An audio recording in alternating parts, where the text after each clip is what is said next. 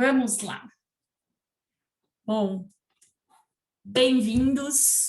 É um prazer ter vocês aqui. Meu nome é Maria Carolina Moreno, eu sou médica. Eu trabalho com qualidade e segurança do paciente há 14 anos. Eu sou especialista nisso pela Sociedade Internacional de Qualidade em Serviços de Saúde. Eu sou mestre em saúde coletiva aqui no Brasil, fui fazer administração hospitalar pela GV depois da faculdade de medicina, da ginecologia, da medicina fetal, então assim, rodei bastante na assistência para, como eu brinco, depois mudar para o lado negro da força, né?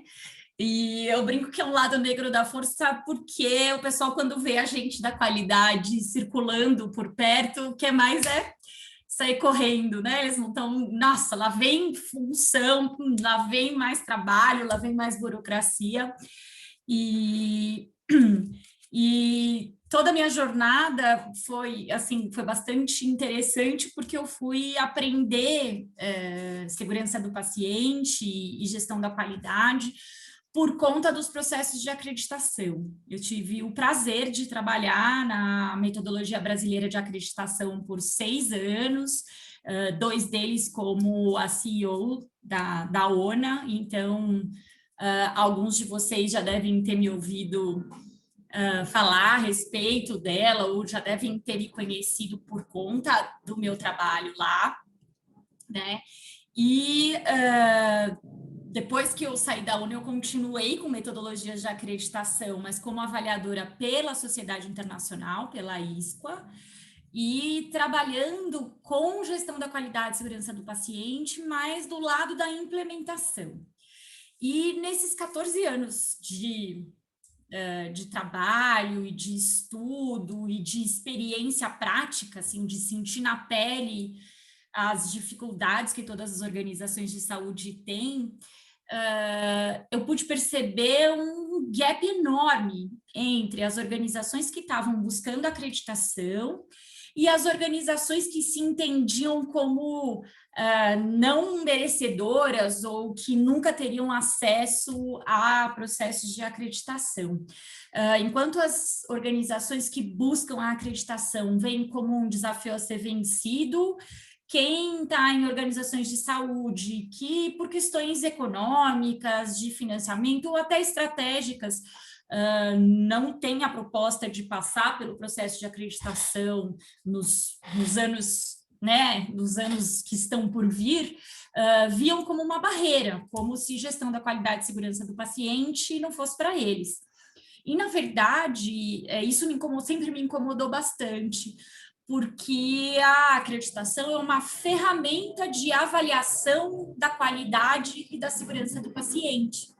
E as práticas que são propostas pelos modelos de acreditação são oriundas do mesmo lugar onde as práticas que devem ser adotadas por outras organizações de saúde. É claro que o conjunto de práticas de segurança do paciente, gestão da qualidade, é bastante desafiador, mas sempre tem aquelas práticas que podem ser adotadas por qualquer organização de saúde, até porque muito das ações de segurança do paciente são mudanças de comportamento, são mudanças de processos de trabalho, e não de novos equipamentos, novos espaços, né? E por conta de tudo isso, e por entender que a gente lança muito mão do qualitês, né? Eu resolvi aí nessa época de pandemia, me dedicar ao meu grande propósito, que é trabalhar e levar conhecimento prático sobre gestão da qualidade e segurança do paciente para cada vez mais profissionais, para que cada vez mais brasileiros tenham acesso a um cuidado mais seguro de qualidade, porque ele é imprescindível para que a gente tenha um país mais justo, menos desigual e melhor para todos nós, né? Fazer o nosso país ter mais cuidado com os seus cidadãos. E então é essa justificativa, e aí vocês vão me ver falando hoje sobre eventos adversos, mas se vocês gostarem e quiserem voltar, vão me ver falando sobre acreditação, vão me ver falando sobre fatores humanos, cuidado centrado no paciente, e tudo o que deve ser trabalhado dentro das organizações de saúde, sejam elas atenção primária, sejam elas uma estrutura de pronto atendimento ou um serviço de oncologia, um hospital complexo quaternário, né? O que importa é que a gente compreenda como a gente pode entregar um cuidado de qualidade cada vez melhor, né? Porque qualidade, um bom cuidado, né? Um cuidado excelente, ele não é, né? Ele está, porque o bacana da qualidade é que é sempre um alvo em movimento. Então a gente busca sempre tá além do que a gente já conseguiu entregar até agora. Espero que eu consiga hoje com o conhecimento que a gente tem para compartilhar aqui, levar condições para que vocês melhorem um pouquinho, né? Quem já me ouviu falar em algum lugar já me ouviu falando do tal do trabalho de formiguinha. E por que eu falo que é trabalho de formiguinha? Porque a formiga trabalha em equipe, né? Vai devagar e sempre, em pequenos passos, carregando um peso bem maior do que do que o dela, mas que no final do dia consegue sobreviver ao inverno, ter estoque de comida, ter uma sociedade organizada, e eu acho que representa muito bem o quanto a gente pode melhorar e entregar e participar do cuidado em saúde, independente do cargo que a gente ocupa, da posição que a gente está, mesmo como simplesmente um paciente, que é tudo, né? Não é simplesmente, é tudo, é pelo motivo da gente trabalhar todos os dias. Então, vamos lá. A primeira coisa que eu queria... Estou sem microfone, então só conseguirei ouvir, sem problemas. Manda para mim as suas dúvidas, então, por chat, que eu coloco para todo mundo, combinado? A primeira coisa que eu vou colocar, eu vou soltar para vocês agora um questionário, tá? Eu vou pedir para que vocês dediquem 5 minutos respondendo esse questionário. É para eu conhecer quem são vocês dentro da qualidade assistencial e da segurança do paciente. Não é obrigatório e, na verdade, é para que eu consiga alinhar todo o conteúdo disponível do portal às necessidades de vocês e às expectativas de vocês, tá bom? Então, eu peço para que vocês respondam agora no início, porque eu não quero influenciá-los em nada, nem positivamente, nem negativamente, tá bom? Se alguém tiver um problema para acessar, depois vocês me falam, tá certo? Algumas coisas que eu queria combinar com vocês. Eu acho que o webinar fica mais rico quanto mais a gente compartilhar experiências.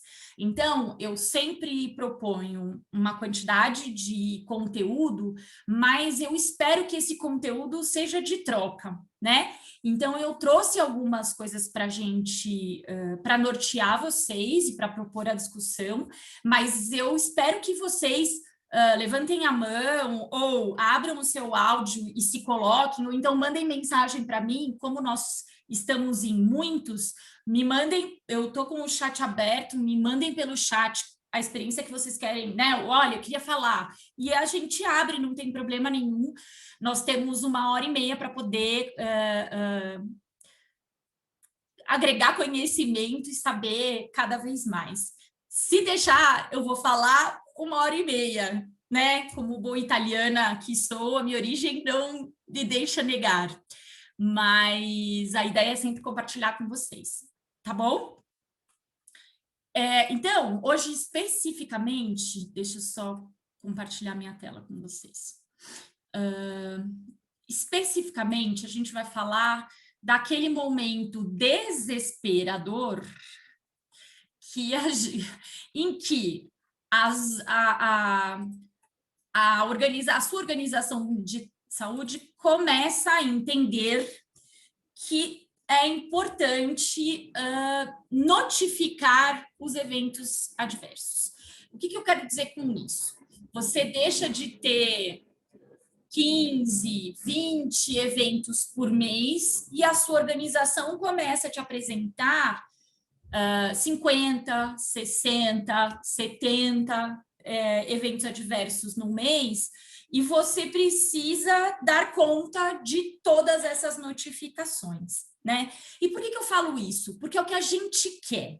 Então, o primeiro conceito que precisa ficar claro: uma organização de saúde que tem mais eventos adversos notificados não quer dizer que ela é pior, quer dizer que ela promove condições para que os eventos adversos sejam conhecidos, sejam informados.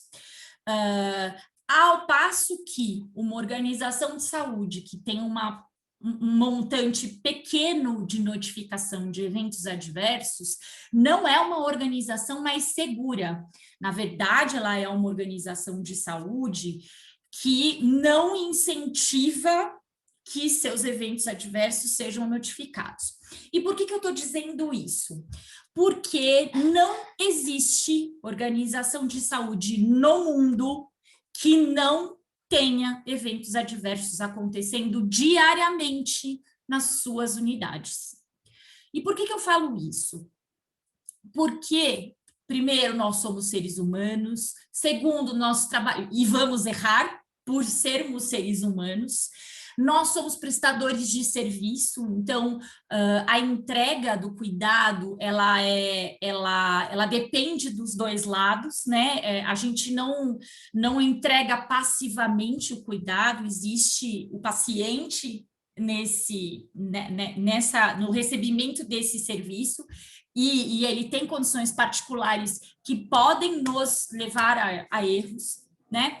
A segunda coisa importante, que nós somos um sistema extremamente complexo, com uma série enorme de processos interagindo, e que torna todo o gerenciamento de riscos e de ocorrências muito mais difícil e desafiador. Então, só por conta disso, é desta forma que nós devemos olhar para os nossos eventos adversos, tá certo? Então, quando a organização começa a ter um número maior de eventos, isso deve ser celebrado, porque alguma coisa está sendo feita corretamente, porque começou-se a conhecer o que estava, vamos chamar assim, o que estava debaixo do tapete, que é o que acontece na enorme maioria das organizações. Você não tem uma cultura que permita o erro. E não é porque as organizações são... porque os gestores são mauzinhos, porque não sei quem quer ver a caveira de não sei quem. Também existe a questão da competitividade, profissionais pouco éticos existem em todos os lugares. Agora, é porque a gente aprendeu na faculdade olha, se você prestar atenção, você fizer tudo com bastante cuidado, você não vai errar. Só que ninguém conta para você que após 4 horas em nível de estresse grande, se você tem uma privação de sono importante ao longo da semana, se você tem uma sobrecarga de trabalho pelo aumento do número de pacientes, só com isso, sem nada além disso, a chance da gente ter lapsos, da gente cometer falhas, duplica, triplica, a depender da intensidade dessas questões, tá? Então, e a gente não foi educado para admitir o erro, né? Médicos, enfermeiros ou fisioterapeutas ou qualquer profissional, principalmente da assistência, fora da assistência também, mas essa cultura é bastante complicada. Só um parênteses, porque não é só em relação a erros que os profissionais da saúde são né, são incentivados a não são incentivados a reconhecer. Hoje teve um evento da ISCOA, que até depois eu vou divulgar os destaques no portal, em que a gente estava discutindo que o profissional da saúde, além de não poder admitir que erra, ele também não pode admitir que ele está tendo dificuldades em relação à sua saúde mental no dia a dia do trabalho, porque afinal de contas ele é um herói, ele é um super técnico e ele jamais pode ter uma crise de ansiedade ou um quadro de depressão, um burnout, enfim, né? Então a gente tem que caminhar muito com o desenvolvimento das competências dentro dos profissionais de saúde. Tá certo? Então, a gente precisa olhar para esse aumento de notificações, a gente precisa olhar para esse... Oh, meu Deus, espera só um pouquinho. A gente precisa olhar para essas notificações, a gente precisa celebrar esse aumento de notificações, mas e aí, né? Que legal, a gente está fazendo alguma coisa de dentro, o nosso sistema de notificações começou a funcionar, a gente tem algumas áreas que estão notificando mais, talvez o gestor tenha comprado a ideia, tenha visto a oportunidade de identificar as suas falhas ou até aonde ele pode melhorar a partir do que está sendo apontado. Tá bom, só que às vezes não, na enorme maioria das vezes são uma pessoa, duas pessoas.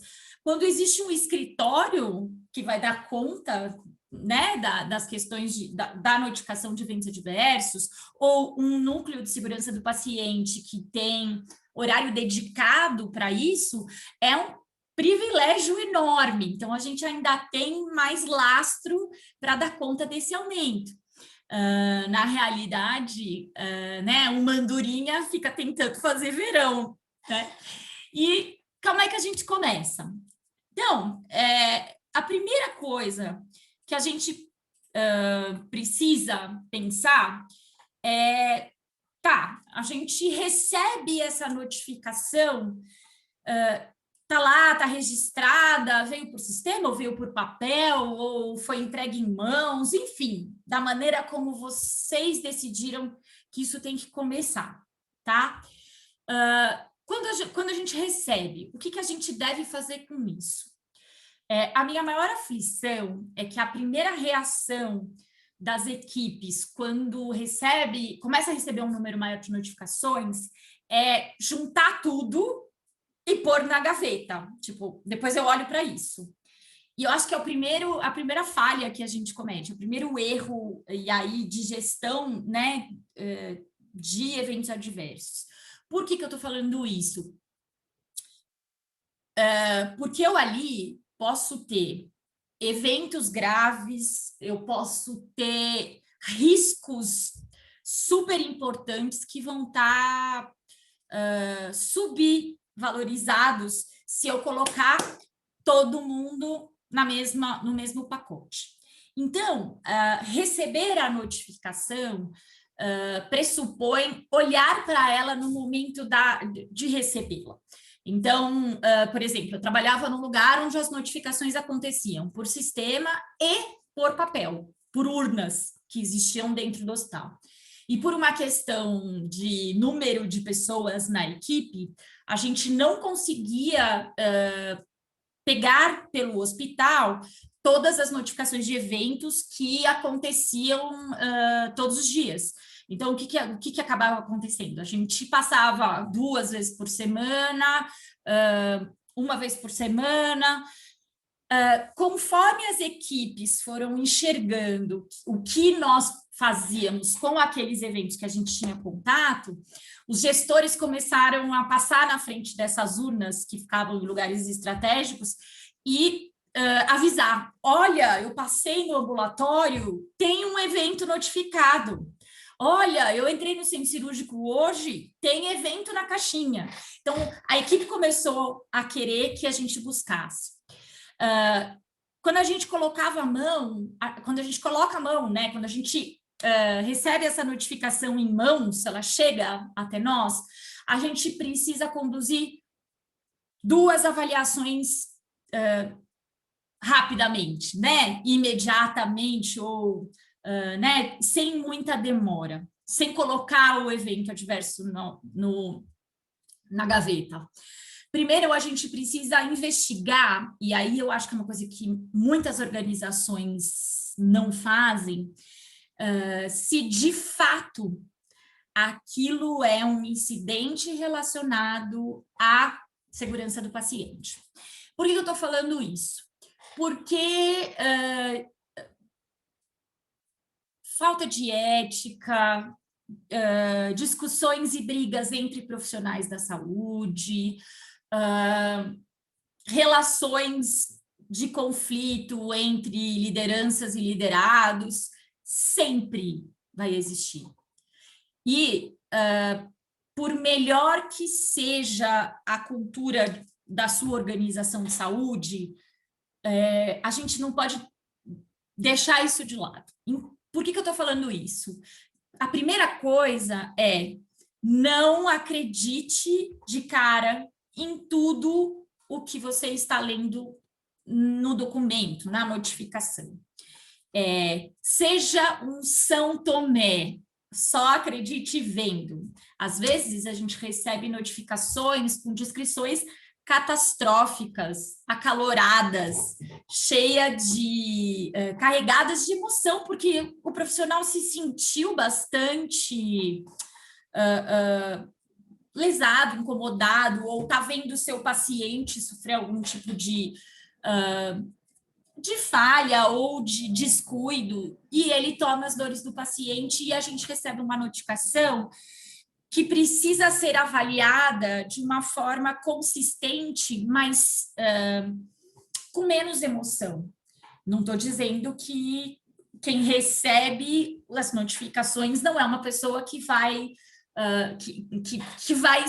né, que vai sofrer com a gravidade e com a importância das ocorrências, tá certo? Então, primeiro a gente checa se aquele incidente é um incidente. Como a gente checa? É para olhar no prontuário, se não for suficiente, a gente vai buscar algumas informações. E aqui, acho que que fique claro que é uma investigação preliminar. E por que uma investigação preliminar? Porque se for um evento adverso, e aí a gente vai ver para frente, se ele tiver, ou se ele for um incidente, né, de segurança do paciente, a gente vai poder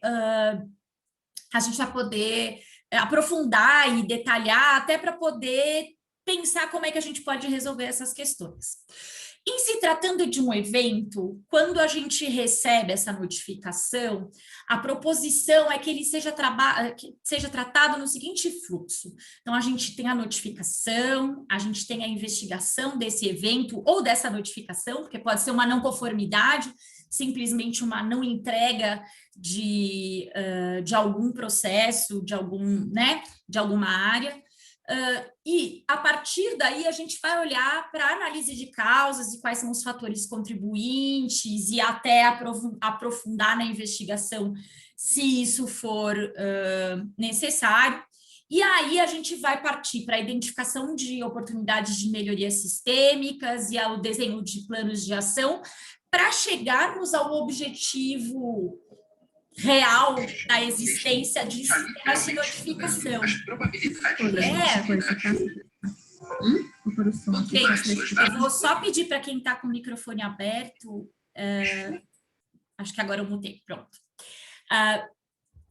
Que é o objetivo final, o porquê dos sistemas de notificação de eventos adversos existirem, que é a gente conhecer o que aconteceu, estudar a fundo o que aconteceu, pensar em como resolver, traduzir essas ideias de solução em planos de ação executáveis que vão ser implantados e que vão prevenir que aquele evento aconteça com um outro paciente dali para frente, tá certo?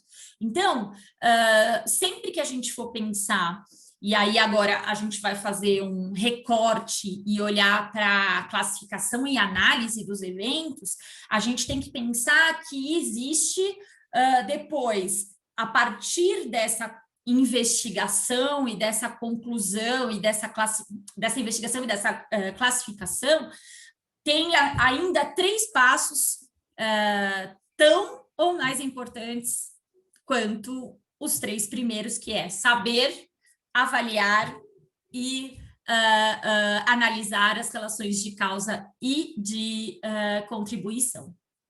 Ok?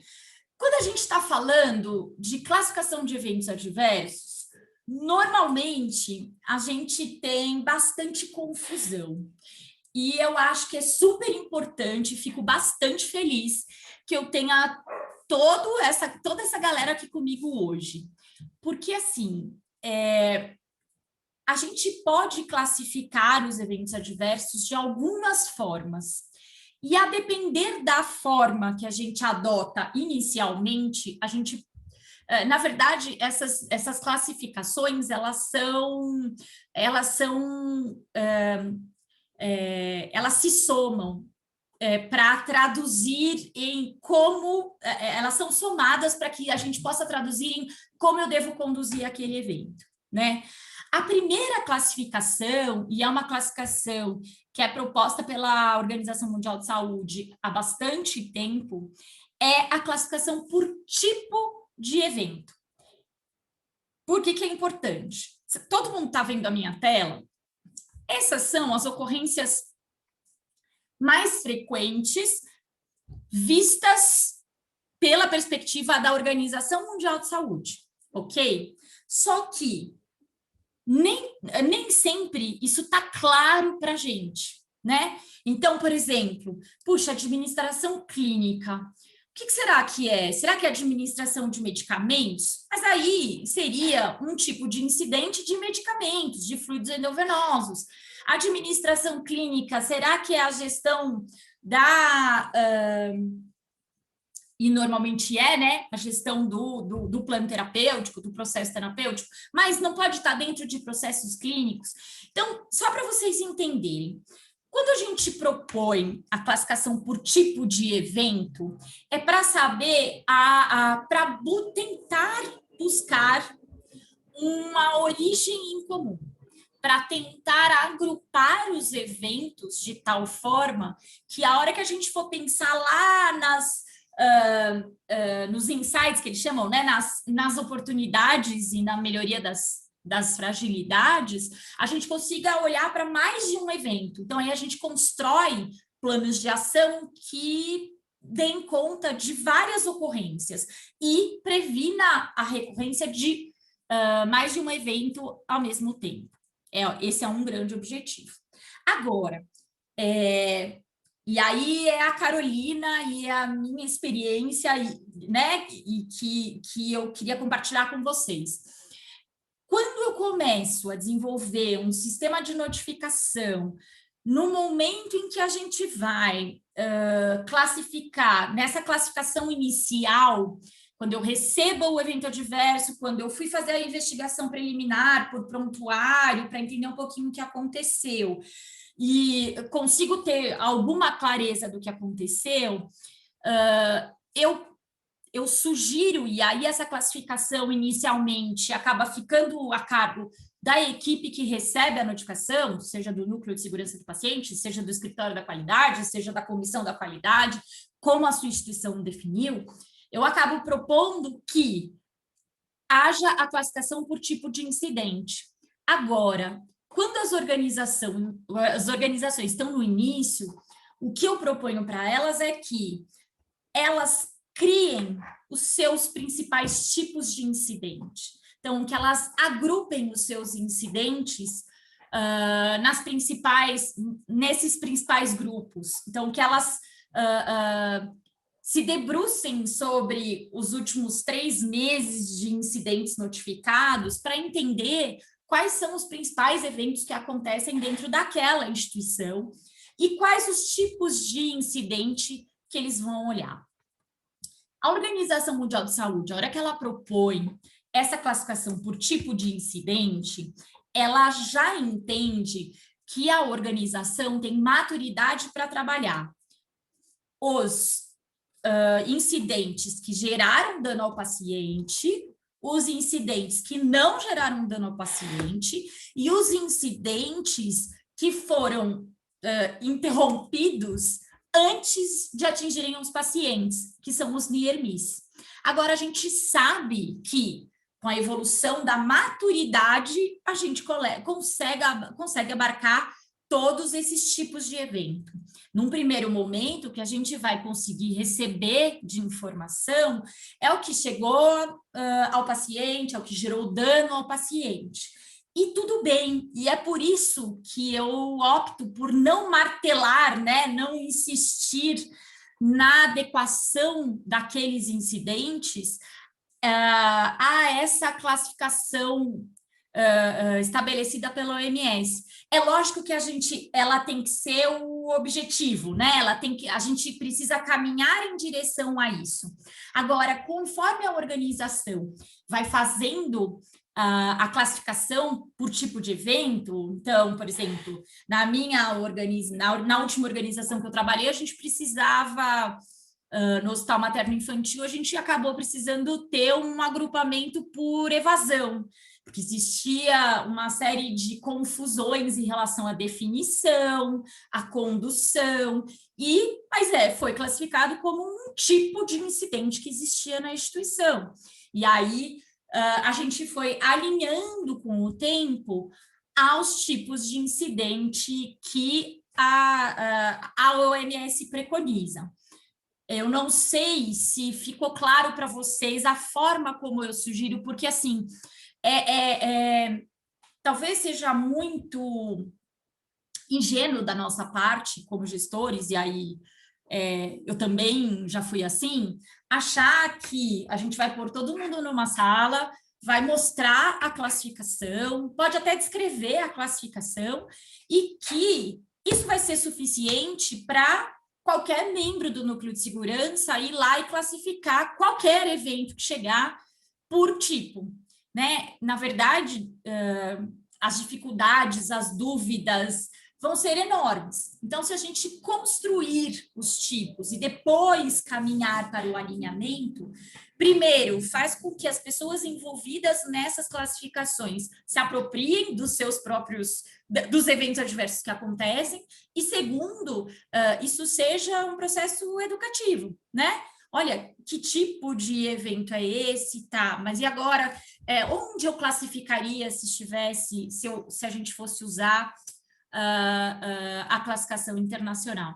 Ai, Carol, mas a acreditação exige X. Tá, mas primeiro a gente vai olhar para a organização que implementa um sistema de gestão da qualidade, que precisa fazer a gestão dos seus incidentes de segurança do paciente e que precisa trabalhar isso de uma forma consistente, porque se um dia o processo de acreditação for eliminado do cenário por falta de financiamento, ou porque a metodologia mudou, ou por uma decisão estratégica, o processo de aprender com as falhas está ali consistente, ele foi construído, é muito diferente do que ele vir chapado para todo mundo cumprir por decreto, como a gente coloca, tá certo? Muito bem. E aí a gente olha para isso, e por que eu proponho essa classificação inicial? Para que a gente comece a trabalhar essa questão de maturidade. A outra forma de classificação é a mais utilizada e acaba sendo muito muito difundida, né? É a classificação por desfecho. O que foi que aconteceu com o paciente, né? E aí a gente pode classificar da seguinte maneira. todo incidente, ele pode ser dividido em duas partes. Os incidentes que atingiram o paciente e os que não atingiram o paciente. Eu peço desculpas para vocês por esse slide não estar traduzido, porque ele é do documento da OMS e não deu tempo de eu fazer a tradução. Depois eu prometo para vocês que eu publico nas redes sociais do portal essa classificação num layout pronto para as redes sociais para vocês poderem ter isso guardado com vocês, tá certo? O que não atinge o paciente é o near miss, que a gente não deve traduzir, mas que é aquele erro que quase aconteceu, né? É o quase erro. E aquele tipo de incidente que atingiu o paciente. Se ele chegou ao paciente, ele tem duas possibilidades. Ou ele causa dano, ou ele não causa dano. O que causa dano? Então, é a falha da assistência que chega ao paciente e que ele tem consequências, ele sofre consequências em relação a isso, e aí a gente pode classificar a gravidade dessas consequências, e ele atinge o paciente, mas por fatores alheios àquela falha, esse paciente não tem dano nenhum. Exemplo, uma troca de bolsa de hemodderivado com os pacientes sendo do mesmo tipo sanguíneo e sem nenhum tipo de anticorpo específico. Tá certo? Então, a gente divide, causou dano, não causou dano, e quando causa dano, quando o paciente tem um dano, aí a gente vai olhar. Aquele dano era evitável? Se aquele dano era evitável, ele é um evento adverso. Se aquele dano não é evitável, ele pode ser considerado uma reação adversa, tá certo? Eu vou dizer para vocês que demorou bastante tempo para que isso ficasse claro, né? Bastante dificuldades vieram no meu caminho até que essa classificação tivesse clara para todo mundo, tá? Quem tiver interesse e não tiver dificuldade com o inglês, todas essas, eu vou chamar de clareamentos, né, em relação às classificações, estão numa publicação que a OMS fez no ano passado, de avaliação dos sistemas de notificação e aprendizado de eventos adversos, que eu acho bem bacana quem tiver condições de acessar. É um estudo bastante interessante. Agora, tem uma coisa importante. Quando eu falo que houve uma investigação preliminar, eu estou lá com aquele monte de notificações, investiguei preliminarmente, coloquei um tipo né, uma classificação por tipo, começando pelos seus tipos, evoluindo para o da OMS, e quando eu olho para o desfecho daquele paciente, então o paciente morreu, ou o paciente vai ter um dano permanente, ou o paciente recebeu a bolsa errada, mas não teve nenhum problema com isso, o que eu vou priorizar? Como é que eu vou trabalhar? Eu tenho 100 notificações de evento adverso para um integrante da minha equipe avaliar. Como é que eu trabalho isso? A tendência é que as organizações de saúde olhem para essa classificação por desfecho para definir qual é o evento adverso que vai ser investigado prioritariamente. Então, eventos catastróficos, né, eventos que o paciente evolui com óbito diretamente relacionado à falha, ou eventos graves, onde o paciente tem um dano permanente por conta da falha que aconteceu, eles são priorizados pela gravidade, pelo risco de pela gravidade e pelo tumulto que eles causam dentro da organização. São aqueles eventos em que... Andréia, já respondo. São aqueles eventos em que a gente não...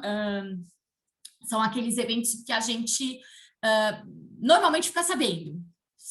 fica sabendo porque vai dar processo, fica sabendo porque você vai dar de cara com uma equipe desestabilizada, né, frente à ocorrência daquele evento, enfim.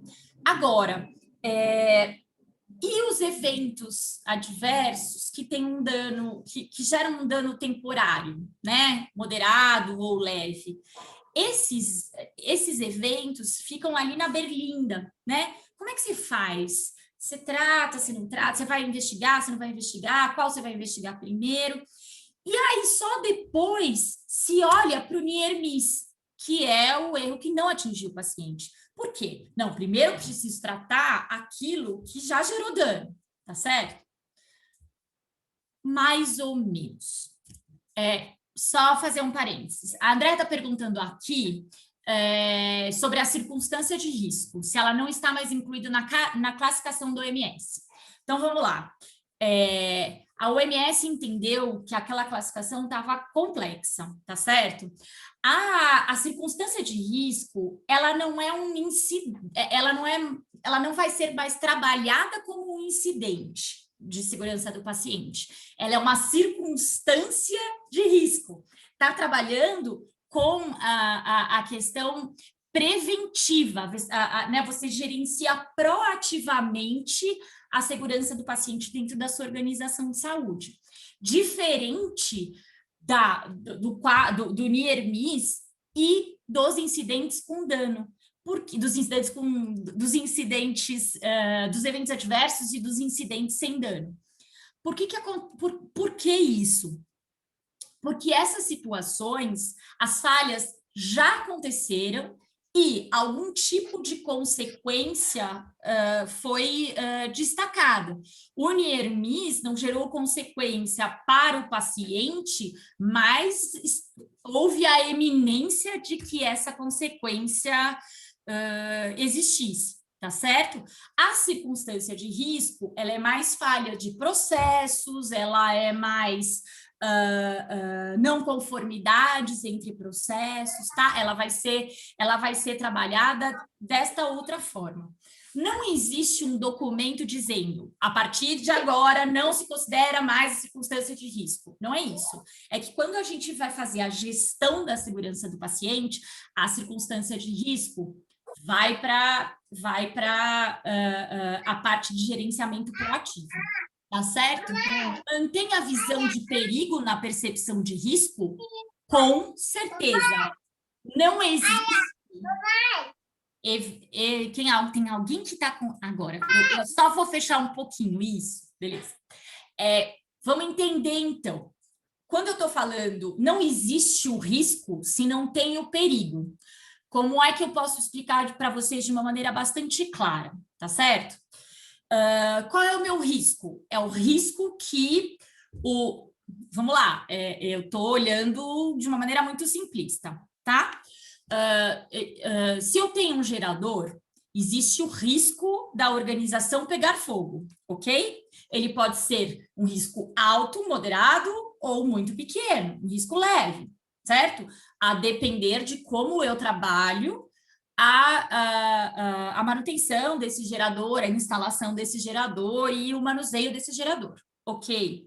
Se a organização de saúde não tem um gerador, que é o perigo para incêndios causados por geradores, se eu não tenho perigo, se eu não tenho gerador, eu não tenho risco de incêndio por conta do gerador. Posso ter outros riscos de incêndio, posso ter outros riscos pela ausência do gerador. Agora, o perigo de incêndio por conta do gerador não existe mais. Fui clara, Luciano, eu respondi sua pergunta? Então, eu acho que durante muito tempo a gente se enrolou um pouco para poder explicar esses conceitos, né? E aí eu assumo que eu também fiz parte, da mesma forma como hoje eu faço parte dos esclarecimentos, eu já fiz parte das confusões, porque para a gente foi bastante difícil chegar a esse nível de elaboração do conceito. Outro exemplo mais simples, para quem se perdeu aí na conversa. Vamos pensar fora do hospital, tá certo? A gente usando salto alto. Existe o risco de quem usa salto alto quebrar o tornozelo por utilização do salto alto, ok? Se eu não uso salto alto, não existe o perigo de quebrar o tornozelo pelo salto alto. Agora, existe o risco de eu quebrar o tornozelo. Agora, o perigo do salto alto não existe lá. Faz sentido, gente? Isso é importante, porque quando a gente vai olhar agora para a priorização dos eventos adversos ou dos near miss, ou de qualquer incidente de segurança do paciente, a gente precisa associar a questão de risco, do risco, tá certo? Então, como é que a gente vai trabalhar o risco de ocorrência? E aí, o Luciano está colocando aqui, sim, tem áreas que confundem o mapeamento de riscos com mapeamento de perigos. Luciano, eu vou dizer para você que eu não separaria esses dois tipos de mapeamento. Por quê? Só confunde mais ainda os conceitos e talvez você não consiga mapear puramente só riscos e perigos. Confesso para você que eu ainda não vi uma organização de saúde que tenha feito de uma maneira... qual a minha preocupação? Vamos lá, deixa eu voltar. Qual a minha preocupação, Luciano? Eu sou uma pessoa bastante prática e eu não acredito em trabalhos, tarefas, ferramentas, processos que não agreguem valor e que não tenham uma justificativa, tá? Então, eu vou ser bem honesta com você, eu não vejo por que mapear separado, até porque dá um trabalho do cão você conseguir que todo mundo entenda a diferença dos riscos e perigos, quando, no final das contas, o que você quer? Que as pessoas saibam reconhecer dentro da organização os locais de fragilidade que têm mais chance de ter problemas, genericamente falando, seja problemas operacionais, sejam incidentes de segurança do paciente ou do colaborador, tá certo? Então, eu acho que a gente se perde, às vezes, em filigrana, né? Eu quando trabalho mapeamento de riscos dentro das organizações, eu trabalho concomitantemente. E para entender, quando a gente vai olhar para aquele mapa de riscos e perigos e se questionar como é que a gente vai trabalhar cada um deles, aí a gente se questiona, tá, eu posso eliminar essa condição, esse risco ou este perigo? E aí tá bom, eu elimino da mesma maneira. Eu posso eliminar um perigo e ganhar outros riscos que são muito maiores. Então, talvez a discussão do conceito não seja tão oportuna no momento do mapeamento e ela seja secundária, e ela vai surgir obrigatoriamente no momento em que a gente for discutir o que a gente vai fazer com aquilo tudo que a gente mapeou, né? E aí a gente põe em prática e aí pode trabalhar esses dois conceitos no momento da discussão. Eu acho que é mais rico e a equipe acaba aderindo melhor a essa... né, a visão que a gente quer ter, que é vamos identificar antes as coisas, o que a gente pode fazer e vamos identificar o qual que a gente tem que atacar primeiro. E aí, quando a gente vai falar, olhando de uma maneira mais sistêmica para os eventos adversos, a gestão dos eventos adversos, então... quando a gente vai fazer análise análise de causas e de contribuintes, seja por um Ishikawa ou seja por uma investigação mais aprofundada pelo Protocolo de Londres, que acaba né, se desdobrando em uma série de fragilidades encontradas.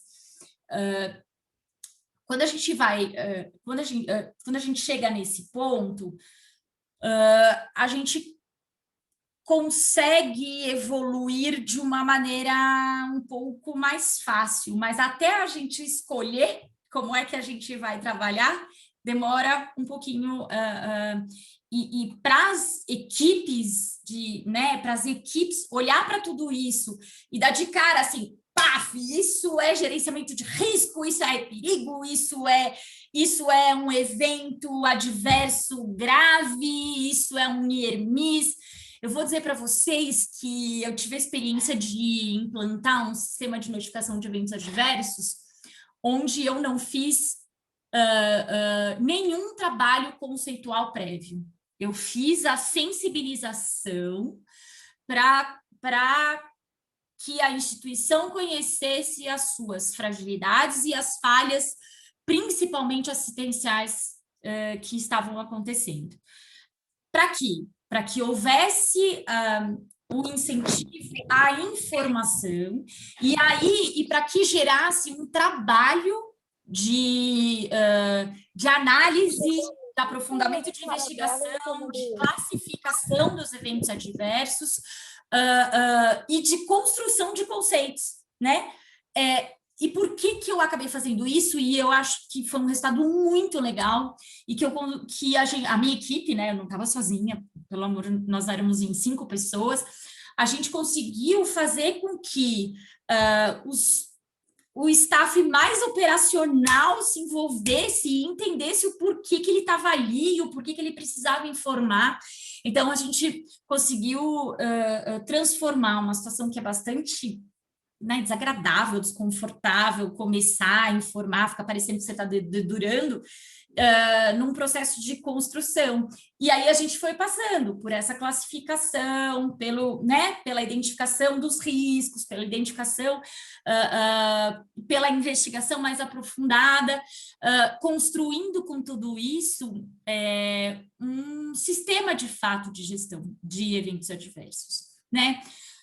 Muito bem, eventos graves, catastróficos, tipo, que eu falo catastróficos, são óbitos, certo?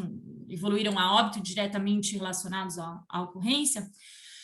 Tirando esses em que a gente já normalmente prioriza e com muito mais frequência a gente fica sabendo, o que fazer com os demais, né?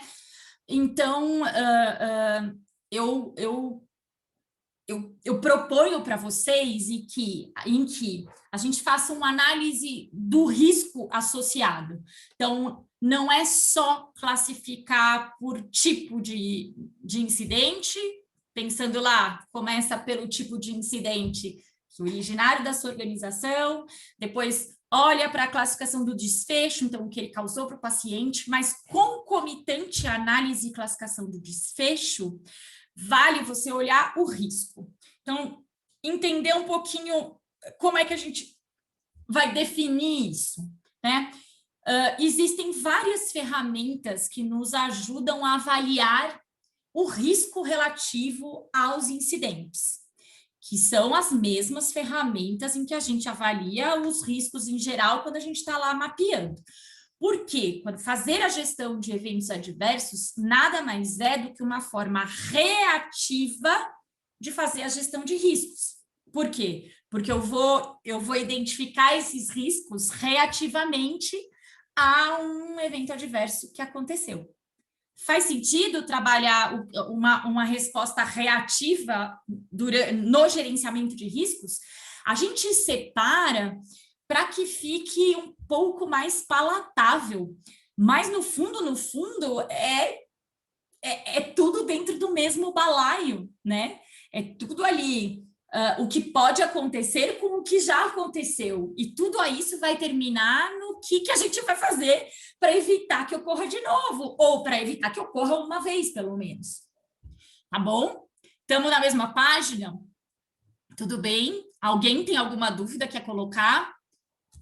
Que nem o Luciano, que nem colocaram anteriormente, a Andréa também colocou.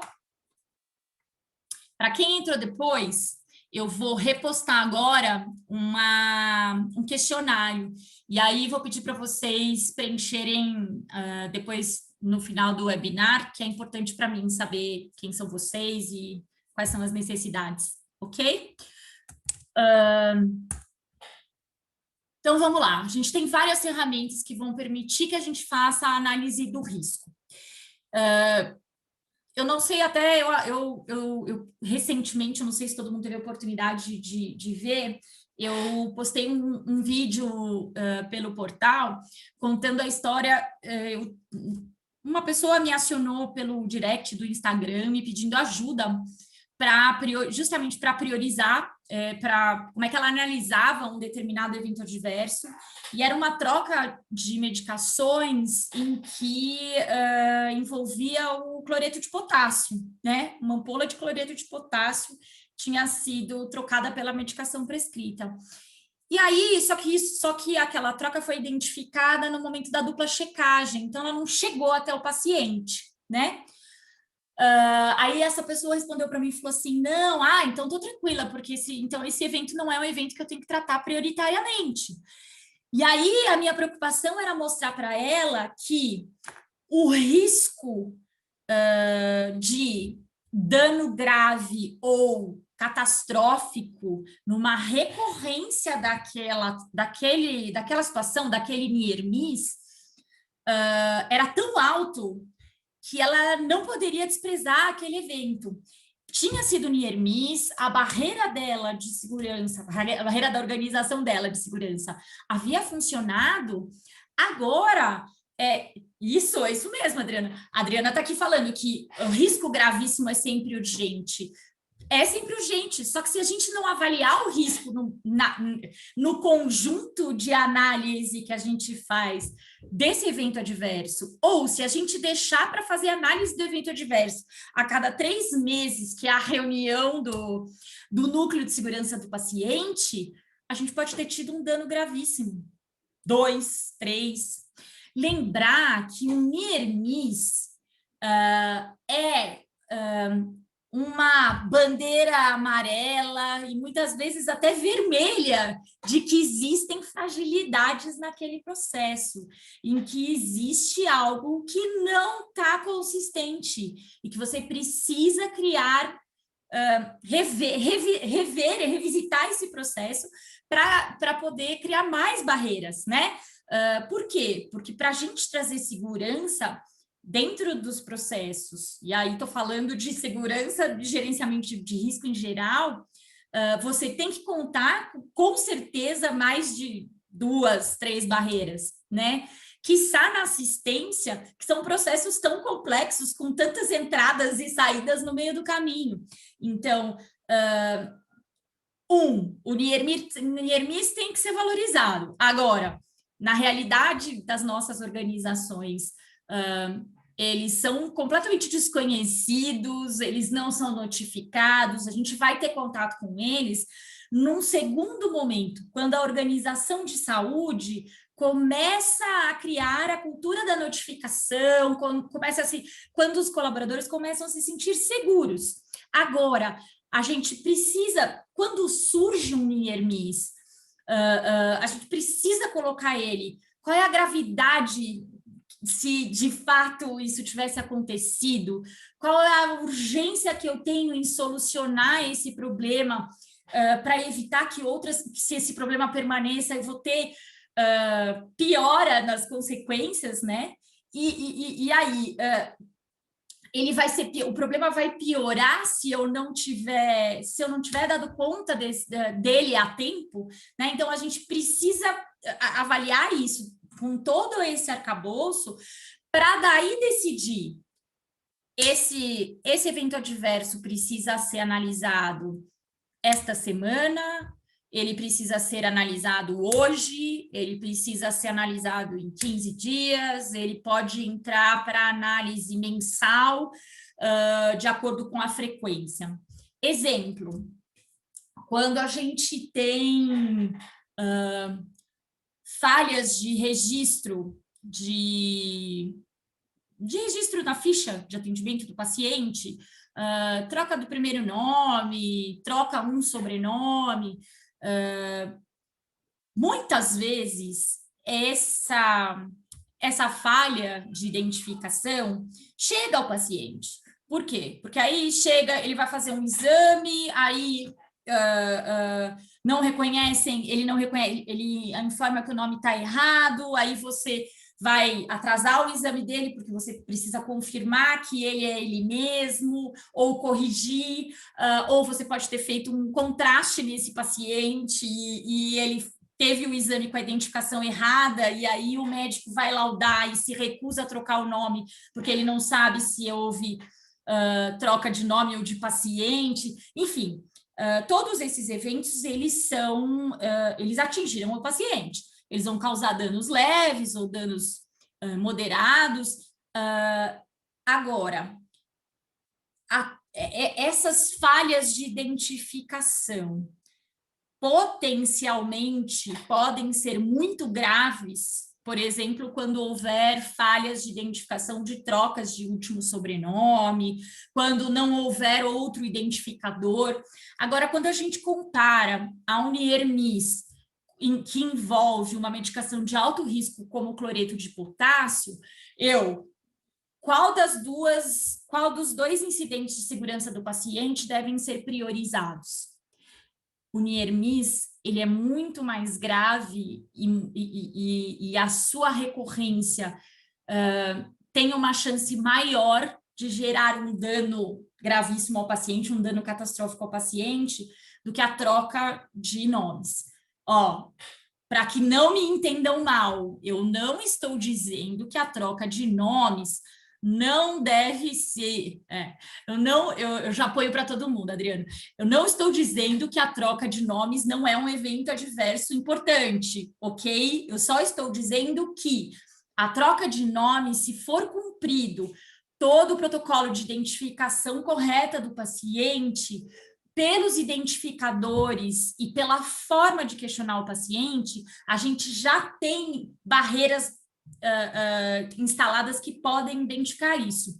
A droga de alto risco, se eu não revisitar esse processo, porque tem mais de uma barreira falhando, né? Se eu não revisitar esse processo, ele mata. E a gente não tem o que fazer para o paciente depois que ele infundiu, se não for imediata a identificação, né? Olha lá, pior quando o paciente falece e o atestado de óbito é proferido com identidade errada. Ai, nem te falo, tem histórias e histórias sobre isso. O pessoal está dizendo aqui, as pessoas ainda confundem notificação com um erro e deixam de notificar por medo da punição. Então, vamos lá. Esse é um assunto que a gente pode combinar de discutir num outro webinar, tá? Mas hoje o que eu quero mostrar para vocês sem dúvida, tá? O medo de notificação é um dos grandes entraves que a gente tem. Aliás, é uma das coisas que a gente deve discutir, eu já vou fazer a propaganda do webinar do mês que vem, que a gente deve discutir para tornar o nosso sistema de notificação efetivo, né? Como é que a gente facilita o processo de notificação, né? Com certeza trabalhar o medo, né? E aí a cultura justa, que é o que, como a gente chama, que é o trabalhar essa importância da notificação e as consequências que ela gera, é super importante para a gente conseguir chegar nessa parte, né? Que é ter que lidar com o evento. É um passo bem anterior. A Camila está aqui dizendo, é verdade, eu vejo muitas pessoas com medo de notificar porque vão ser punidas. Nisso, eu vou dizer para vocês que eu tenho ficado bastante feliz com os trabalhos que o Corém e a Rebraensp têm feito em relação a isso. Claro que existe aquele, né, o papel a gente brincava assim, a nurse xerife, assim, né? A enfermeira xerifona que vai lá e dá, né, advertência. O coitado trocou a ampola porque tem as duas ampolas, uma do lado da outra, e, né, e assim, o plantão tá comendo gente, o PS tá caindo, e ele tá na, sei lá, 8ª hora de plantão, e ele vai lá e toma advertência porque ele fez a medicação, porque houve um erro de medicação e ninguém olha muito para isso. E a Rebraesp e o Corém têm trabalhado intensamente para isso. Então, quem sabe as novas gerações de profissionais da saúde, e aí eu falo da enfermagem porque a cultura de punição era uma coisa bem forte nas equipes de enfermagem, principalmente. Quem sabe a gente não vai ver isso um pouquinho diferente, né? Que eles não querem, ó, a Luciane está dizendo aqui que ele realmente, porque eles, ou eles têm medo, ou eles não querem se expor com um colega de trabalho. É a tal história da gente começar a lidar com os eventos adversos, iniciando sobre uma outra perspectiva. Não é que não pode errar, é que todo mundo erra. E como todo mundo erra, nós vamos olhar para esses erros, porque a gente precisa ajudar esse colega a cometer os erros que gerem o menor dano possível, né? Ou que não gerem dano, ou que não atinjam o paciente, certo? A Adriana está aqui dizendo, pior é o paciente que falece. Sem comentários. Aí, viva o protocolo de identificação do paciente, né? Enfim, até no óbito, gente, o protocolo de identificação correta é importante, tá certo? Há 2 anos atrás, teve uma troca de pacientes que foi descoberta só no velório. E aí eu me lembro de usar como exemplo um post, alguma coisa que eu fiz, eu sempre faço isso, eu faço há muito tempo eu trabalho com essas questões pela internet, para tentar mostrar para o pessoal exemplos, e eu me lembro que a pessoa me acionou, ai, Carol, não foi a gente, foi a funerária. Eu falei assim, tá, mas vocês já tentaram desenvolver o seu terceiro e mostrar para ele a importância da identificação correta dos pacientes e como se deve fazer? Então, como é que vocês propõem a identificação correta do cadáver, né? Porque precisa ter checagem, precisa ter, né, bater alhos conferir alhos com bugalhos, enfim. O Jorge está colocando aqui que classificar os eventos em leve, moderado e grave, a notificação, dar tratamento, dar feedback, rever os processos relacionados com o evento para melhor identificar a falha no processo ou a falha humana. Na verdade, a gente precisa ter...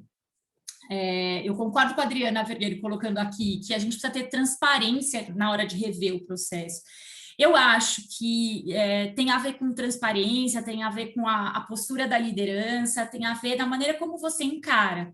Não é fácil, né? Até porque a gente trabalha dentro das organizações de saúde com gerações muito diferentes, né? Então, hoje, você tem o médico que formou naquela faculdade tradicional, onde tinha o professor doutor, que era o chefe da cadeira, que mandava, desmandava, e você tinha que ficar de cabeça baixa, obedecia. O cara que taca a tesoura que não está cortando na parede, e você tem o cara que é o novato, que sabe que ele precisa trabalhar em equipe, porque ele não tem conhecimento suficiente, que muitas vezes ele vai aprender mais com a equipe de físio, com a equipe de nutrição e com a equipe de enfermagem do que com os próprios preceptores dele, né? Então, a gente tem essa mistura de equipes é bastante desafiadora, porque quem conhece mais né, não aprendeu a reconhecer e a olhar dessa maneira mais transparente para as falhas, e quem aprendeu a olhar de maneira mais transparente para as falhas tem um risco maior por falta de mão, né? Falta de mão, falta de conhecimento, falta de experiência completa, né? Concordo, tem que ter comprometimento dos stakeholders. Adriana, eu acho que esse é um processo de conquista, sabe? Eu tomo bastante cuidado na hora que eu vou falar sobre essa questão de mudança de postura, de desenvolvimento de cultura, porque as pessoas, ouvindo a gente falar, e aí com tanto tempo de experiência, tendem a achar que é assim, chega lá, mandar, fala com um, fala com o outro e pronto, resolveu. E, na verdade, não, né? É que nem, como, vou fazer uma comparação, por exemplo, agora que eu tenho estudado bastante empreendedorismo digital, para pensar em algumas estratégias de compartilhamento de conteúdo e é aquela história de você precisa criar hábitos, né? Não é só você querer, a força de vontade ela não é suficiente. Você precisa ter consistência, você precisa ter o hábito de discutir, as pessoas precisam ter voz, elas precisam saber o que é feito com aquele monte de informações que ela acaba gerando a partir da notificação que ela cria, quais foram as melhorias que foram desenvolvidas a partir disso. É muito raro organizações de saúde que conseguem tirar dessas notificações feedbacks positivos, né? Deixa eu ver aqui para responder, tem um monte de colocação. Ó, a Luana está dizendo aqui, pior é quando o gestor pede para os funcionários pararem de notificar, porque tem muita coisa para analisar. Mas é exatamente por isso que eu trouxe essa discussão hoje. Para quê? Para que a gente não precise pedir para que ninguém faça isso, pelo amor de Deus. É um trabalho de sensibilização tão importante. Recebam as notificações, mesmo que vocês fiquem sem conseguir fazer análise completa de eventos adversos, por falta de equipe, por falta de tempo. Se vocês conseguirem priorizar, garantindo a avaliação do risco associado àquela classificação de desfecho e à classificação por tipo, tá? Isso vai permitir para vocês duas coisas. Primeiro, a gente consegue agrupar os eventos lá na classificação por tipo e consegue desenhar e fazer a análise de um pool de eventos adversos semelhantes pela frequência. Aí você já fez a análise de risco, já fez a análise de desfecho. Quando você classificou por tipo, você agrupa uma série de eventos adversos. E aí você, já sabendo que esse risco não é um risco grave, você pode priorizar por frequência. Então, esse mês, eu me lembro que até a gente resolver a questão da evasão, a gente discutiu 2 meses seguidos os eventos adversos das evasões, até conseguir se acordar um novo conceito, analisar os eventos adversos, reclassificar os eventos adversos que foram colocados como pouco graves e que, na verdade, eram eventos adversos moderados e com risco muito elevado, né? Destacá-los de dentro daquela análise por frequência. Você consegue trabalhar melhor com essas ferramentas de classificação, justamente para o seu chefe não ter que falar para todo mundo parar de notificar. Pelo amor de Deus, recebam as notificações. Depois, aí a gente trabalha com a perna, com o braço, vira polvo, pede ajuda para os amigos, mas aí a gente lida com eles. Por quê? Porque o esforço é tão grande para a gente conseguir que a notificação seja feita, que dar este passo para trás vai depois exigir da gente um esforço triplicado para a retomada de notificações. Lembra que todo o corpo tende a permanecer como ele está. Então, se ele está parado, ele tende a ficar parado. Mas se ele está andando, ele tende a continuar andando. Deixa o pessoal notificar. Puxa vida, puxão de orelha para o seu gestor, Luana. Olha só, a Soraya colocou uma coisa que eu acho que é importante e que eu costumo falar bastante também, Soraya. A gente não sai de casa querendo errar, querendo matar ninguém, querendo fazer a medicação errada, né? Então, assim, vamos admitir que a gente erra porque a gente é ser humano, a vida fica tão mais fácil. E você sabe que uma das coisas que mais me angustia nessas épocas de pandemia é que a quantidade de questões relacionadas a fatores humanos que vem exigindo, e a nossa falta de cultura de notificação e de ocorrências. Então, assim, além de todos os BOs, né? Só posso chamar de BO, porque são coisas horrorosas que estão acontecendo e que a gente tem notícia pela televisão, tem todos os outros eventos adversos que estão acontecendo ali por conta da situação que a gente se encontra há um ano, né? E que a gente só vai tomar conhecimento quando a gente for fazer uma revisão retrospectiva daqui 1, 2 anos, e para poder identificar quais são os eventos que acabaram acontecendo nessa situação, né? Muito bom todo mundo notificar, mas nós da segunda larva, acho que tá errado, né? Nós da segunda alguma coisa precisamos e estamos preparados precisamos estar preparados, porque o retorno para a equipe é blaster importante. Concordo absolutamente com você, né? A gente precisa estar preparado para análise. E é por isso que eu demora mais, tá certo? Demora mais você ter um sistema consistente de notificação e análise de eventos adversos. Agora, é uma forma mais construtiva de você ensinar as equipes a trabalharem com esses eventos. Até para que, num dado momento, a própria equipe consiga olhar para esse evento adverso, classificar esse evento, entender a importância dele, não só pelo que aconteceu com o paciente, mas pelo que ele potencialmente poderia ter causado, fazer a análise de todas as...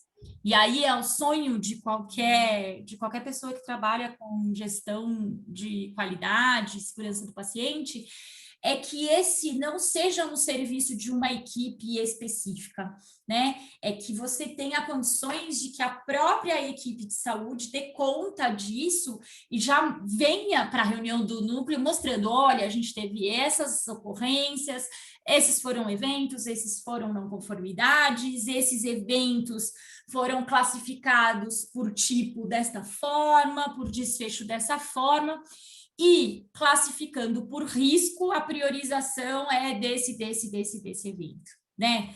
Tudo bem, estamos longe disso e a enorme maioria das organizações de saúde no mundo estão longe disso, tá bom? Estou contando para vocês só que a gente tem que pensar em caminhar para esse lado.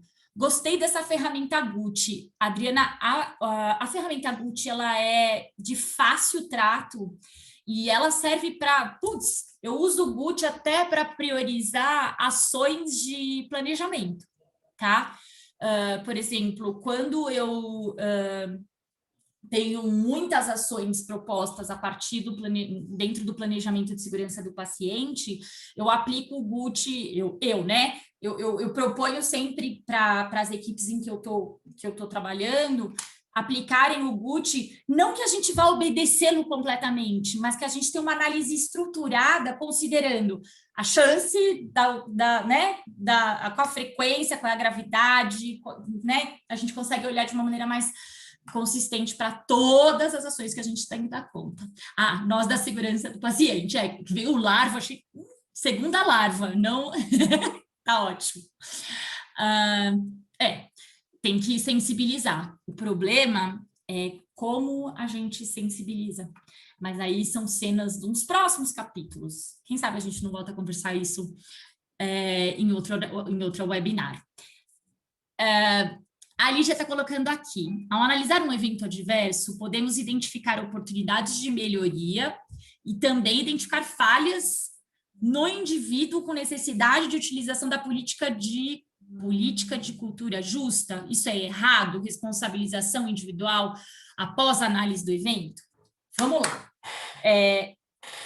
Só para esclarecer uma coisa para não ter confusão, tá certo? A política são as diretrizes, tá certo? Cultura é o conjunto de comportamentos, percepções, é mais ou menos, cultura eu costumo resumir assim, é como as coisas acontecem por aqui, sabe? Então, a cultura de uma organização é como as coisas acontecem por lá. O que é cultura justa? Cultura justa é você punir aquele colaborador que precisa ser punido e orientar e envolver o colaborador que participou de um evento adverso por, né, decorrente de falhas do sistema, você colocá-lo para participar da análise e melhoria que vai ser gerada a partir daquele evento. Qual é o momento de você responsabilizar individualmente? Primeiro, a gente tem que entender que a falha não intencional, né, o erro não intencional, ele primeiro pode gerar uma segunda vítima, né, que é o colaborador que foi o veículo para que aquele incidente chegue ao paciente. A segunda coisa é que existem algumas classificações. A gente precisa determinar o que é violação, o que é comportamento de risco e o que é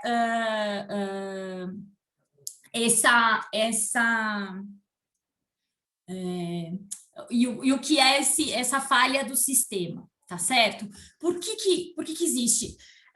Se a sua organização tem protocolos, procedimentos e políticas bem estabelecidas, ou seja, se está claro para todo mundo, e aí, claro, se está claro para todo mundo como as coisas devem ser feitas, então, como o procedimento deve ser feito, qual é o protocolo, qual é o procedimento, como é o procedimento, se isso está claro, isso foi divulgado para todo mundo, isso foi apresentado, isso foi discutido, isso foi treinado, isso foi executado várias vezes, e o profissional intencionalmente quebra regras importantes de segurança, conscientemente, então ele toma a decisão de não usar máscara ao conduzir ou ao aspirar um paciente com tuberculose, por exemplo, numa UTI.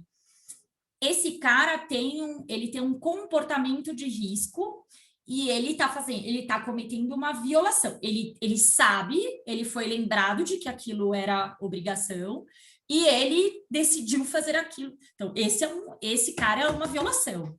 Ou eu sei que eu devo fazer antibiótico profilático até meia hora da incisão cirúrgica. E eu sabendo disso, resolvo, não vou fazer porque eu não quero. Isso é uma violação. Agora, e esse cara tem que ser responsabilizado. A segunda parte é o comportamento é o comportamento de risco. Já, depois te conto. O cara que tem um comportamento de risco, ele conhece os protocolos, ele é lembrado desses protocolos, mas por condições muito específicas e por questões momentâneas, onde ele precisa tomar uma decisão, ele corre um determinado risco calculado, ou seja, ele discute com quem está lá, não, a gente precisa infringir essa regra porque é a única chance que o paciente tem de vida, por exemplo, né? Então, por exemplo, o cara que resolveu instalar um cilindro de oxigênio não medicinal lá no hospital de Manaus, que estava ficando completamente sem oxigênio. Esse cara, ele teve um comportamento de risco, ele foi contra um protocolo. Agora, dentro daquela circunstância que ele tinha que ter aquele comportamento de risco. Faz sentido? Consegui explicar? Que eu, às vezes, me enrolo e... Luciano, eu já trabalhei com risco clínico do paciente e é bem interessante. Eu acho que eu gosto de trabalhar com abordagens que são construídas das equipes. Dá muito mais trabalho, porque você tem que estar mais preparado para responder críticas, receber questionamentos aos conceitos. Mas como eu sempre fui super transparente, não tenho problemas nenhum em dizer assim, esse eu não sei, eu acho que eu preciso pensar, não sei como eu solucionaria. Isso para mim é uma coisa tranquila de fazer, então eu sempre fui construindo. Olha, várias vezes, mais de uma vez, a equipe trazia coisas. Olha, Carol, eu acho que isso está errado, acho que a gente conduziu errado, é melhor fazer assim, é melhor fazer assado, o que você acha? E eu deixava a equipe, às vezes, se resolver, assim, e questionava, ia questionando para acrescentar, não para... Vamos lá, vou responder a última pergunta, porque eu tenho família esperando para jantar e tenho certeza que está todo mundo esperando. Só para registrar, antes de eu ler aqui a última pergunta. Eu adoro discutir isso. E aí conto com vocês para me ajudarem a achar o que discutir, propor novas formas da gente trabalhar todos esses conceitos, quantas vezes forem necessárias e das formas diversas que são necessárias. Eu tenho estudado bastante sobre, né, estratégias de aprendizado organizacional, gestão de mudança, e eu acho que a gente pode construir juntos um monte de coisas para o nosso tão sofrido sistema de saúde no Brasil. Então, todas as avaliações de vocês, todas as considerações de vocês e todas as críticas de vocês vão ser muito bem-vindas. Eu aceito as críticas de bom grado, desde que elas sejam com um propósito, elas vão ser sempre bem-vindas, tá bom? Seja agora, seja pelas redes sociais, seja no site, aonde vocês quiserem conversar comigo, tá bom? A Fátima está colocando aqui. Na instituição que eu trabalho, temos um comitê de investigação temos um comitê de investigação para incidentes de falha na cadeia medicamentosa e falha na identificação do paciente. Na investigação, pedimos para o colaborador descrever o processo que gerou a falha. Neste momento, avaliamos se o colaborador tem conhecimento do protocolo e o violou. Com base nisso, aplicamos a conduta, treinamento, encaminhamento para educação continuada, supervisão da atividade, advertência e suspensão. Fátima, eu vou dizer uma coisa para você. Eu acho interessante a abordagem, tá? Agora, eu acho que falta uma etapa nesse processo de investigação de vocês, que é alguém da equipe da investigação ir ao local e conhecer o processo como ele é de fato. Por quê? Porque o colaborador não conta para a gente como é o processo de fato, é como ele acha que é, tá? E na enorme maioria das vezes, o processo como está descrito e o processo como ele é executado tem muitas diferenças, porque tem diferenças de compreensão, diferenças na forma como o treinamento foi realizado, e eu vou mais além. Mesmo comportamentos inseguros e violações, a melhor estratégia não é só o treinamento. A gente precisa olhar para o processo como um todo. Inclusive, para se a gente pode bloquear esse tipo de violação. Mas aí é uma conversa que a gente pode ter qualquer outro dia, se todo mundo topar. A Adriana Vergueiro está colocando aqui, a Carol, concordo com você, se rever sempre para aprimorar a conduta é importante. Lean Manufacturing, total. Consegue a gravação para nós? Sim, vocês vão receber o link aqui logo a seguir, porque assim que o Zoom libera assim que o Zoom libera o treinamento, o gravação, eu já mando para vocês, e ele vai ficar por um período só para vocês, e depois eu libero para todo mundo ver, para todo mundo poder assistir o webinar pelo canal do YouTube, tá bom? Mas aí eu espero, não costumo liberar de uma vez. É complexo quando o evento é trabalho, utilizando várias ferramentas e nos deparamos com persistência do evento. Pois é, se tem persistência do evento, a gente precisa revisitar a ferramenta, precisa verificar se a ferramenta é a mais adequada, se ela está sendo utilizada da maneira correta.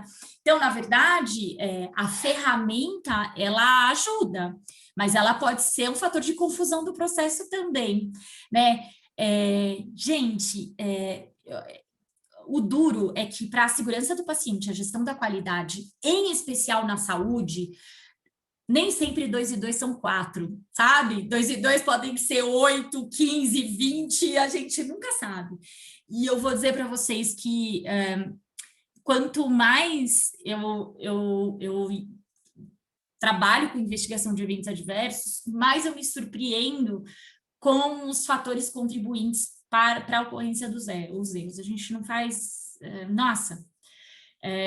organizações que tinham um processo amarradinho, avaliado, testado, comprovado, arrumaram de tal maneira que abriram uma baita de uma fragilidade num outro ponto que acabou gerando, eu já vi até evento catastrófico em situações em que a priori eram super bem amarradas. Então, eu acho que a história de ser o São Tomé é importante e tem que olhar o processo como um todo. Você trabalha com o processo da Toyota de produção, no conceito de ir ao foco do problema para ver onde houve a falha. Amei. Adriana, obrigada, mas vou dizer para você que há 14 anos eu acho que eu bebi de tantas fontes diferentes que eu passei a não ter muito medo de testar, sabe? Então, o que é legal da Toyota, o que é legal dos caras do IHI, o que é legal... Então, porque o que acontece? Na verdade, a gente trabalha com muita coisa que é importada, né? A maioria das coisas não foram criadas para a saúde, elas são trazidas de outras indústrias. Então, testar, provar... isso funciona, isso não funciona, e como eu gosto de pôr a mão na massa, então, por exemplo, quando eu saí da ONA, eu tinha necessidade de voltar a lidar com o chão de fábrica ali, com a galera na porta do PS, sabe? Para entender quais eram as dificuldades. É claro que eu sempre tive o olhar, né, da gestão da qualidade, da segurança, mas eu tinha necessidade de ajudar eles lá, né? Não, como é que a gente vai fazer essa classificação? Meu, esse Manchester aqui não funciona, sabe? É isso aí, ver para crer. Certo, pessoas? Bom, era isso que eu tinha para entregar hoje. Eu espero que vocês tenham gostado. Espero que vocês voltem outras vezes nas webinars. A gente... eu tenho uma série de parceiros que têm me ajudado em várias coisas, mas são parcerias em produtos específicos. Então, em breve a gente tem novidades aí. Eu não sei quem consome podcast, mas agora em março o Portal Qualificação sai lançando mais conversas como essas, discussões entre especialistas aí nos podcasts. Tem vários cursos saindo, eu estou entregando... Obrigada, Fátima. Estou entregando uma mentoria, uma equipe de mentoria, pode ser que aí março ou abril também consiga abrir outras frentes, mas agora vocês estão inscritos no portal, e aí, como inscritos, vocês ficam sabendo aí de todas as novidades, pelo menos uma vez por semana. Tá bom? Foi um prazer enorme. Respondam para mim, quem não respondeu, por favor, o questionário me ajuda muito na hora de estruturar tudo isso. Obrigada, Andréia. E força na peruca, e não esqueçam do trabalho de formiguinha, tá, gente? Uma coisa de cada vez, um dia por vez, e aos poucos a gente vai gerando aí uma onda enorme de transformação, que é o que importa. Tá bom? Muito obrigada, boa noite para todo mundo, bom descanso que a gente merece. Tchau, tchau, gente.